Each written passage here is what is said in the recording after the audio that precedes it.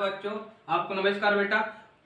आशीष study class में आप लोगों को स्वागत। बेटा जिन लोगों ने चैनल को सब्सक्राइब नहीं किया बेटा वो सब्सक्राइब कर लें और बेल आइकन बटन जरूर दबाएं। बेटा आज हम लोग नए टॉपिक पे हैं, कार्बनिक यौगिक का वर्गीकरण। हम लोगों को एक नया टॉपिक पढ़ना है बेटा, कार्बनिक यौगिकों का वर्गीकरण। बेटा जब कभी भी कार्बन यौगिक का वर्गीकरण किया जाता है तो उनका वर्गीकरण उनके आधार पर करते हैं, कार्बन के आधार पर, मतलब कार्बन के प्रकृति के आधार पर किया जाता है। सबसे पहले बेटा आता है, इसके लिए सबसे पहले बोलते हैं जैसे श्रृंखला की प्रकृति के आधार पर। पहला नाम होता है बेटा जिसको बोलते हैं श्रृंखला की प्रकृति के आधार पर,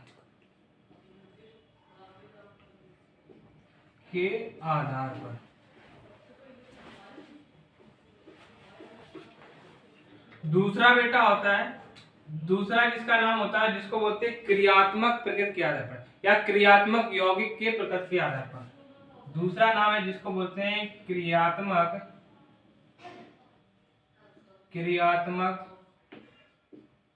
यौगिक के आधार पर। बेटा ये कार्बन यौगिक का जो वर्गीकरण किया गया, ये कार्बन यौगिक का वर्गीकरण इनके प्रकृति के आधार पर किया गया।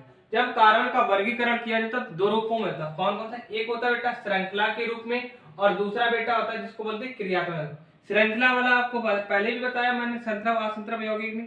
बेटा श्रृंखला क्या होता है कि जो कार्बन एक सीधी में रेखा में, मतलब पहला कार्बन दूसरे कार्बन से, तीसरे कार्बन से, चौथे कार्बन से जुड़े। जैसे अगर एग्जाम्पल की बात करें, जैसे बेटा इसके लिए एग्जाम्पल देखना जाए तो बेटा जैसे पहला कार्बन दूसरे कार्बन से, दूसरा कार्बन बेटा तीसरे कार्बन से, ऐसे डॉट चले जाते हैं। हमने ये भी बताया आपको पहले भी बेटा कि कार्बनों की संख्या लगभग 3 से 4 मिलियन तक होती है। उसी तरीके से क्रियात्मक यौगिक क्या बेटा, इन श्रृंखला में कार्बन या इन्हीं को बेटा, कार्बन को हम बोलते हैं हाइड्रोकार्बन। हाइड्रोकार्बन का मतलब क्या होता है? हाइड्रोकार्बन का सिर्फ मतलब है जिसमें कार्बन और हाइड्रोजन हो,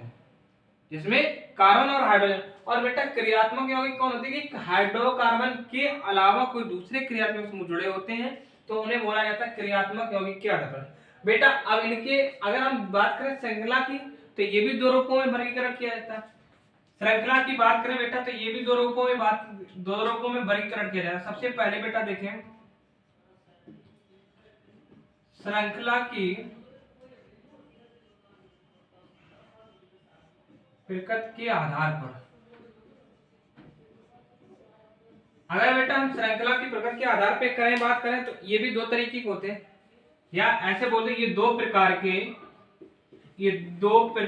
के वर्गीकरण करता है। दो प्रकार का वर्गीकरण करता है बेटा। सबसे पहले आता है इसके जिसको बोलते हैं विवृत श्रृंखला। दो तरीके होते हैं, एक बेटा होता है विवृत श्रृंखला, एक होता है जिसको बोलते हैं समृद्ध श्रृंखला। और विवृत श्रृंखला का बेटा दूसरा नाम होता है जिसे बोला जाता है एलिफैटिक, और समृद्ध श्रृंखला का दूसरा नाम होता है जिसको बोलते हैं चक्रीय श्रृंखला या वलय, या इसी को एक बोला जाता है बद्ध श्रृंखला। सबसे पहले आता है बेटा जिसको बोलते हैं विवृत श्रृंखला।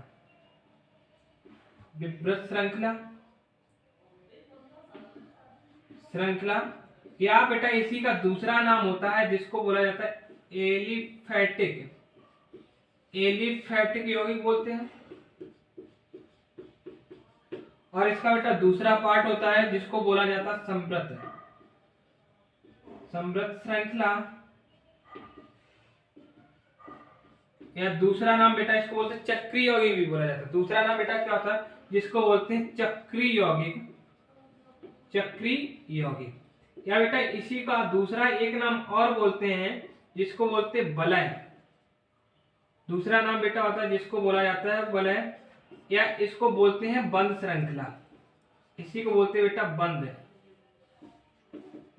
बंद श्रृंखला।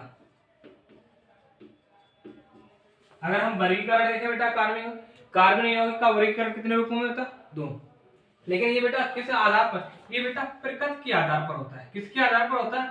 प्रकृति के आधार पर होता है। लेकिन ये दो प्रकार का होता है बेटा, प्रकृति के आधार पर होता है। और ये बेटा कितने प्रकार का होता है? दो प्रकार का। कौन कौन सा? सबसे पहले आता है श्रृंखला की प्रकृति के आधार पर, दूसरा आता है क्रियात्मक यौगिक के आधार पर।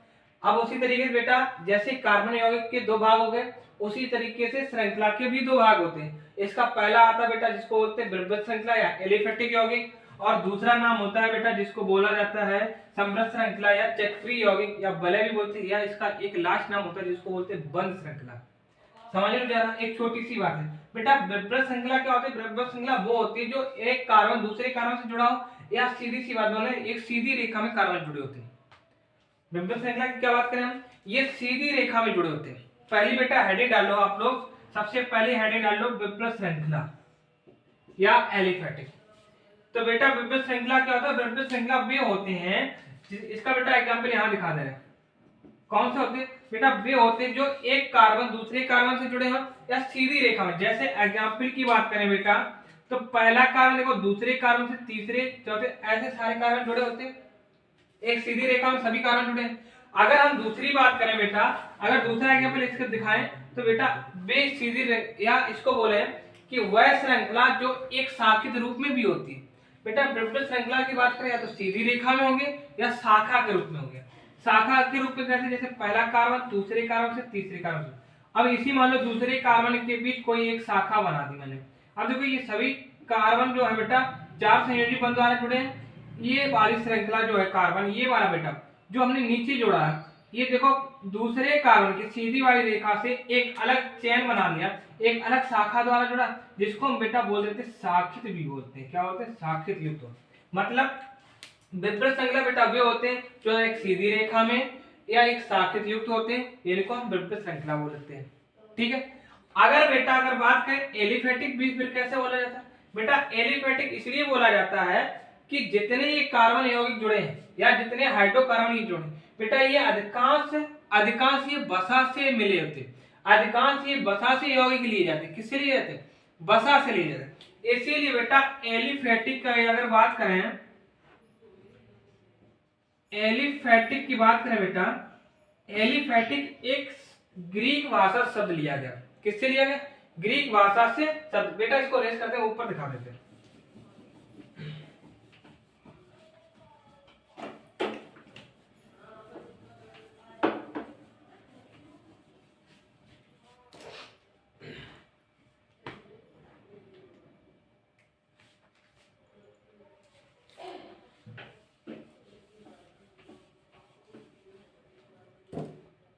ठीक है बेटा, हम बात कर रहे थे एलिफेटिक की। बेटा एलिफेटिक क्या होता है? एलिफेटिक एक शब्द कैसे बना? बेटा एलिफेटिक जो शब्द बना ये ग्रीक भाषा शब्द से लिया गया। किससे? ग्रीक भाषा शब्द से लिया गया, जिसका मतलब होता है एलिफर। जिसका मतलब क्या होता है? एलिफर। एलिफर। बेटा एलिफर क्या होता है? एलिफर जो है ग्रीक भाषा से ही मिलकर बनाया गया, जिसको बोलते हैं एलिफेटिक। मतलब एलिफर से ही एलिफेटिक का निर्माण हुआ। एलिफर का बेटा मतलब होता है, एलिफर का अर्थ जो होता है जिसको बोला जाता है बसा, बसा या चर्बी बोलते हैं बेटा, इसको बसा या चर्बी बोलते हैं। मतलब ये होता है बेटा जितने भी विभ्रत श्रृंखला के यौगिक दिए जाते हैं, सीधी रेखा में हो चाहे शाखित रेखा में, वे सभी किससे मिलकर बने होते हैं? सारे बसा वाले यौगिक होते हैं। कौन से होते हैं? बसा वाले। अब बात आती है फिर एलिफेटिक शब्द क्यों लिया गया? बेटा एलिफेटिक शब्द इसलिए लिया गया है कि जो भी कार्बन दिए जाते हैं, जो भी कार्बन लिखे होते हैं, जैसे ये कार्बन दूसरा कार्बन, ये जो कार्बन लिखे होते हैं बेटा, ये सब कार्बनिक यौगिक तो है, लेकिन किसके कारण? बसा द्वारा मिलकर बने होते हैं। इसीलिए बसा के लिए इसका एक दूसरा नाम लिया गया, जिसको बोलते हैं एलिफेटिक।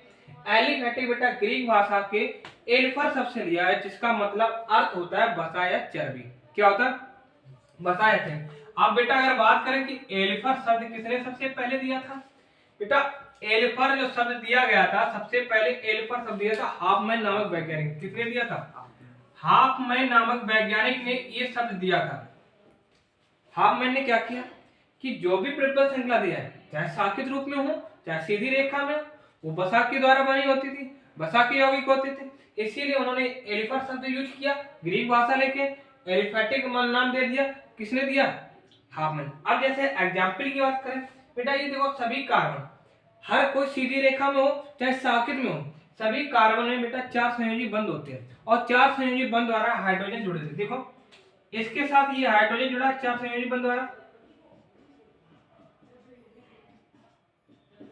ये इस तरीके से बेटा जुड़े हैं, ये 4 संयोजी बंध द्वारा जुड़े हैं।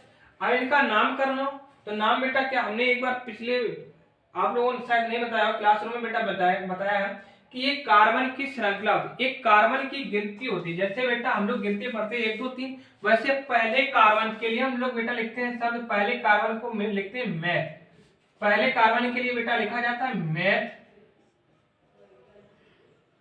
और दूसरे के लिए बेटा लिखते हैं एथ, तीसरे के बेटा लिखते हैं प्रोप,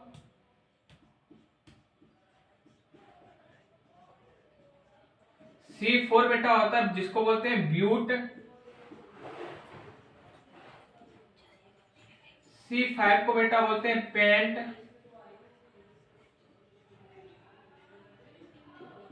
C6 को बोलते हैं बेटा हेक्स, C7 को बच्चा बोलते हैं सेप्ट,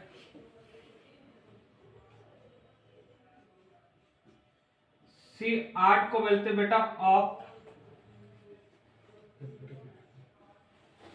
और C9 को बोलते हैं बेटा डेका, नॉन,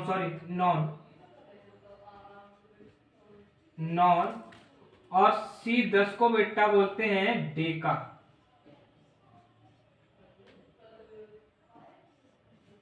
ये बेटा गिनती है, मतलब अगर एक कार्बन है तो एक कार्बन के लिए मैथ लिखते हैं, 2 है तो एथ, 3 है तो बेटा प्रोप, 4 होते हैं तो ब्यूट, 5 होते तो पेंट, 6 होते तो हेक्स, 7 होते तो सेप्ट, 8 होते तो ऑक्ट, 9 होते तो नॉन, और 10 होते तो डेका। ये गिनती होती, मतलब एक कार्बन के लिए मैथ, 2 कार्बन के लिए एथ, इस तरीके लिखे। उसी तरीके से हम क्या करते हैं बेटा, जब कभी भी इनको नाम लिखना होता है तो इनको गिन लो 1 2 3 4, बेटा इनका जो हम गिनते हैं ये डिनोट भी नंबर कर सकते हैं, इनको नंबर भी दिखा सकते हैं या नंबर भी दर्शा सकते हैं। जैसे हमने 1 2 3 4 ही कार्बन गिने, तो इन नंबरों को भी आप दर्शा सकते हैं। आपके पास कितने कार्बन है अभी, 4 को बेटा हम क्या बोलते हैं, 4 के लिए बेटा हम बोलते हैं ब्यूट, 4 को क्या बोलते हैं ब्यूट, 4 को बेटा हम बोलते हैं ब्यूट। और हमने नेक्स्ट बेटा वीडियो में बताया था कि आपके बंध कितने प्रकार के होते हैं, 3। कौन कौन से, एकल बंध, द्विबंध और त्रिबंध। बेटा इनके लिए जो आईपीएसी नाम लिखा जाता है, इनका नाम बदल जाता है। सिंगल बॉन्ड के लिए बेटा, ये सिंगल बॉन्ड के लिए बेटा लिखते हैं हम एन, क्या लिखते हैं एन। और बेटा डबल बॉन्ड के लिए लिखते हैं इन, डबल बॉन्ड के लिए लिखते हैं इन। और बेटा ट्रिपल बॉन्ड के लिए लिखते हैं आयन, ट्रिपल बॉन्ड के लिए बेटा क्या लिखते हैं आयन।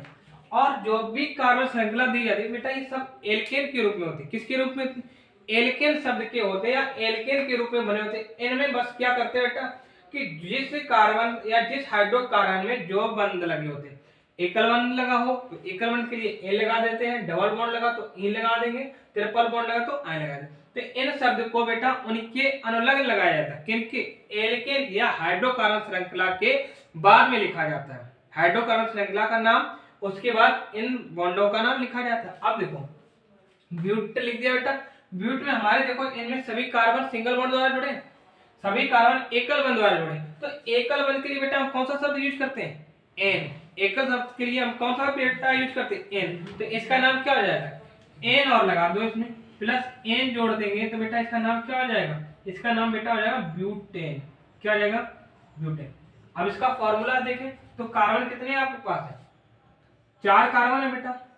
4 कार्बन में हाइड्रोजन कितने, देखो 1 2 3 4 5 6 7 8 9 10, कितने हो गए 10 बेटा। 4 कार्बन और 10 हाइड्रोजन के साथ 4 संयोजी बंध वाला जोड़ के इसने किस कार्बन यौगिक का नाम किया, ब्यूटेन। या इसको अच्छा अगर इसमें पूछा जाए बेटा, कभी कभी पूछ देता है एग्जाम में कि C4H10, या नॉर्मल किसी ने पूछ दिया आपसे कि C4H10 ये बताइए हाइड्रोकार्बन है, बिल्कुल है बेटा। हाइड्रोकार्बन वे यौगिक होते हैं जिसमें कार्बन और हाइड्रोजन जुड़ा हो। इसमें सीधा सीधा दिख रहा है कार्बन हाइड्रोजन के अलावा कोई तो यौगिक है नहीं। जब कार्बन हाइड्रोजन के अलावा कोई यौगिक नहीं होता तो वो कौन सा होता है बेटा, हाइड्रोकार्बन यौगिक कहा जाता है। क्या बोला जाता है, हाइड्रोकार्बन यौगिक। तो ये पहला एग्जाम्पल। और एक चीज याद रखना बेटा, जितने भी विब्रत श्रृंखला वाले हो या एलिफेटिक वाले, ये बेटा 2 तरीके के यौगिक बनाते हैं। एलिफेटिक की बात करेंगे, 2 तरीके के यौगिक बनाते हैं बेटा। कौन कौन सा, ये बेटा संतृप्त भी यौगिक बनाते हैं और बेटा असंतृप्त भी यौगिक बनाते हैं। संतृप्त भी यौगिक बनाते हैं, असंतृप्त। अच्छा अगर ये बात करें किस यौगिक का एग्जाम्पल होगा, संतृप्त या असंतृप्त के लिए बेटा, संतृप्त के लिए, बिल्कुल सही बात है। क्यों संतृप्त लिए? इसलिए होगा कि जितने संतृप्त यौगिक होते हैं बेटा वो सभी एकल बंध द्वारा जुड़े होते हैं। कार्बन के साथ एकल बंध द्वारा अगर जो भी यौगिक जुड़े होंगे तो वो संतृप्त यौगिक कहलाते हैं। बेटा असंतृप्त यौगिक कौन होते हैं? जो द्विबंध मतलब जो डबल बॉन्ड और ट्रिपल बॉन्ड द्वारा जुड़े होते हैं उनको कहा जाता है असंतृप्त यौगिक। क्लियर? जैसे ये तो हो गया आपका संतृप्त यौगिक का एग्जांपल। दूसरा देखो बेटा, जैसे हम मान लो असंतृप्त के लिए यौगिक के लिए दिखाएं, ठीक है। दूसरे जैसे मान लो हमारे पास बेटा दो कार्बन, एक चीज ध्यान रखना कि संतृप्त असंतृप्त जो होता है बेटा नीचे आपको नहीं दिखेगा, ऊपर हम लिख दे रहे हैं इसका क्या। यहाँ तक बेटा नोट कर लिया था आप लोगों ने, ठीक है।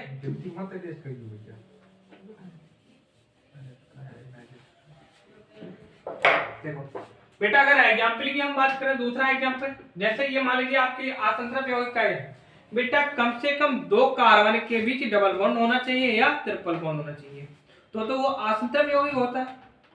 हमने क्या कहा कि कम से कम दो कार्बन के बीच डबल बॉन्ड या ट्रिपल बॉन्ड हो तो वो आपका होता है असंतृप्त यौगिक। जैसे आपके पास बेटा मान लीजिए दो कार्बन, पहला और दूसरा, ये दोनों बेटा डबल बॉन्ड द्वारा जुड़े, ठीक है। कौन से?